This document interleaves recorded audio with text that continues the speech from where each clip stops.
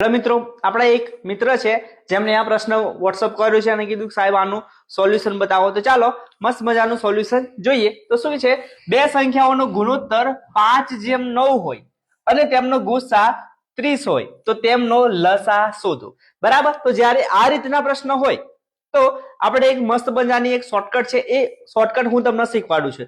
માત્ર એક જ શોર્ટકટ યાદ રાખવાની. તમને આવા લસા અથવા તો ગુસા શોધવાના કે અને ગુણોત્તર આપેલો હોય ત્યારે આ તમે શોર્ટકટ વાપરી શકો છો. તો શોર્ટકટ કઈ આવી છે, પહેલા આપણે મૂકી દેવાનો છે લસા.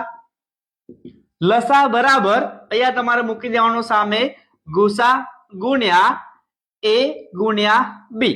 બરાબર. અહીંયા a ગુણ્યા b એટલે ભાઈ જે તમને ગુણાકાર આપણે ગુણોત્તર આપ્યો હોય, અહીંયા 5 અને અહીંયા 9, તો બે ગુણોત્તર આપ્યા હોય એમનો તમારે કરી દેવાનો ગુણાકાર. બરાબર. તો આ સૂત્ર તમે લખી રાખજો. આ શોર્ટકટ છે, જ્યારે આ ટાઈપના પ્રશ્ન આપેલા હોય ત્યારે જ વાપરવાનું છે. બરાબર. તો અહીંયા જુઓ, લસા છે આપણે શોધવાનો છે, પણ જે ગુસા છે આપેલો છે કેટલો છે 30. કેટલો આપેલો છે 30 અને બે આપણો ગુણોત્તર આપેલા છે.